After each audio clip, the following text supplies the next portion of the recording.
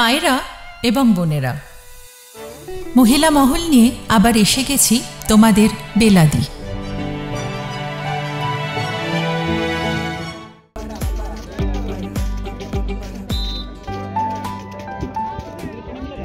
নমস্কার দর্শক বন্ধুরা, এক্সট্রা টাইম বাংলায় আপনাদের সকলকে স্বাগত। আমি রৌনক রয়েছি মোহনবাগান মাঠে এবং দেখতে পাচ্ছেন মোহনবাগান মাঠে যে মুহূর্তে ভিডিওটি করছি শুরু হয়ে গেছে প্রচণ্ড বৃষ্টি, পিছনে অনেক সমর্থক আর এদিকে প্রচুর সাংবাদিক। তার কারণটা হচ্ছে এই পিছনটা যদি দেখতে পাবেন পিছনে অনুশীলন করছেন মোহনবাগানের ফুটবলাররা, যার মধ্যে সবচেয়ে হাইলাইটিং পার্ট যদি বলা যায় সেটা হচ্ছে রবসান রবিনো, মোহনবাগানের ষষ্ঠ বিদেশি, চলে এসেছেন মোহনবাগান অনুশীলনে যোগ দিয়েছেন এবং আসার পরই কিন্তু কোচিং স্টাফ থেকে শুরু করে খেলোয়াড় প্রত্যেক সতীর্থদের সঙ্গে আলাপচারিতা করেছেন রবিনো এবং একে অপরকে কাছে টেনে নিয়েছেন। এবং তার পাশাপাশি যখন অনুশীলন নামেন, আপনারা জানেন যে মোহনবাগানের অনুশীলন মানে প্রথমে কিন্তু এই পিঠ চাপড়ানোর একটা ব্যাপার থাকে, সেই পিঠ চাপড়ে দেওয়া হলো আজকে রবিনো, কারণ তিনি নতুন বিদেশি হিসেবে যোগ দিয়েছেন এবং সেক্ষেত্রে তিনি বুঝতে পারছিলেন না কী হবে। তিনি বলছেন হ্যান্ডশেক করতে হবে, হাত মেলাতে হবে না।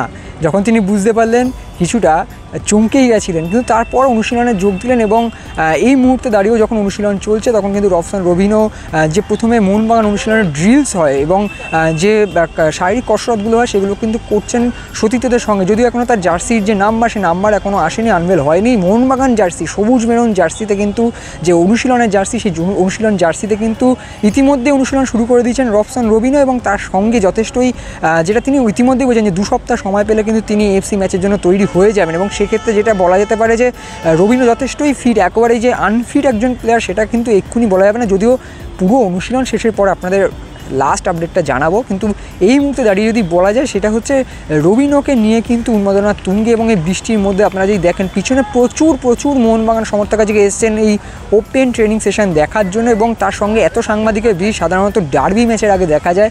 অর্থাৎ রবিনোকে নিয়ে যে উন্মাদনা সৃষ্টি হয়েছে স্বাভাবিক ব্যাপার, একজন তারকা ব্রাজিলিয়ান ফুটবলার এবং দীর্ঘদিন পর হোসে রামিরেস ব্যাটোর পর বেশ কিছু ব্রাজিলিয়ান ফুটবলার এসেছিলেন ঠিকই, কিন্তু রবসানের মতো যে চাহিদা তুঙ্গে সেইটা কিন্তু সেই ব্যাটোর পর এবং ইতিমধ্যে সমর্থকরা তাকে বলছেন যে ব্যাটোর লিগাসিটাকে বহন করে নিয়ে যেতে হবে এবং সেটা কিন্তু রবিনোও বলেছেন যে আমি জানি ব্যাটোর সম্পর্কে, আমি জানি ক্লাবের সম্পর্কে, আমি এই ক্লাবের বিরুদ্ধে খেলেছি এবং ক্লাবের ঐতিহ্য জানি। এবং আজকের প্রেস কনফারেন্সে কী বলছেন সেটা তো অবশ্যই শুনবেন, কিন্তু যদি অনুশীলনের কথা বলি, অবশ্যই অনুশীলনে যোগ দিয়ে রবসান রবিনো তিনি কিন্তু জোর কদমে অনুশীলন শুরু করে দিয়েছেন এবং বৃষ্টির মধ্যেই, যেমন বৃষ্টি বদলে দিনে পালতোলা নৌকো এগিয়ে চলে, সেরকম তরতরিয়ে পালতোলা নৌকোর নাবিক হিসেবে রবসান রবিনো এগিয়ে যাওয়ার জন্য একেবারেই প্রস্তুত। এবং একটি বিশেষ দৃশ্য যেটা প্রথমেই ধরা পড়লো সেটা হচ্ছে যে দিমিত্রি পেত্রাতোস এবং সুভাশিস বসুর মাঝখানে দাঁড়িয়েছিলেন রবসান রবিনো এবং প্রথমেই আজ অনুষ্ঠানের শুরুতেই কোচ হোসে মলিনা কিন্তু কিছু গুরুত্বপূর্ণ কথা বললেন এবং গোল করে একটা গোল মিটিং হলো এবং সেখানেও কিন্তু সবার সম্পর্কে কিছু বিশেষ বক্তব্য রেখেছেন। এবং তার পাশাপাশি যেটা দেখা গেল যে অর্থাৎ দিমি কামিংস অর্থাৎ নতুন বিদেশির সঙ্গে আলাপচারিতা এবং ক্যাপ্টেন সুভাশিস বসুর সঙ্গেও আলাপচারিতা সেরে নিলেন রবিনো। তো রবিনো প্রথম অনুশীলনে কী করলেন চলুন দেখে নেওয়া যাক।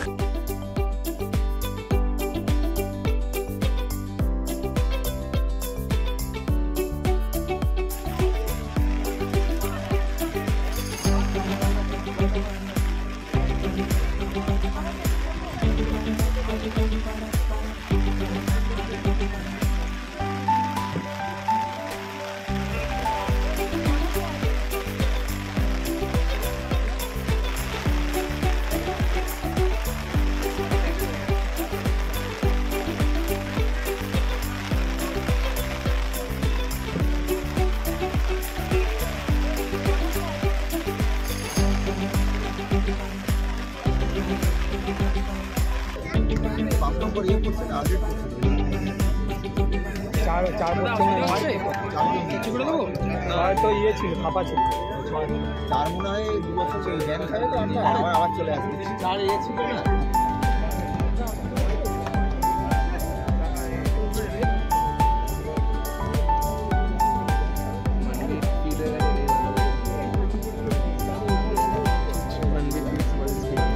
Extra time.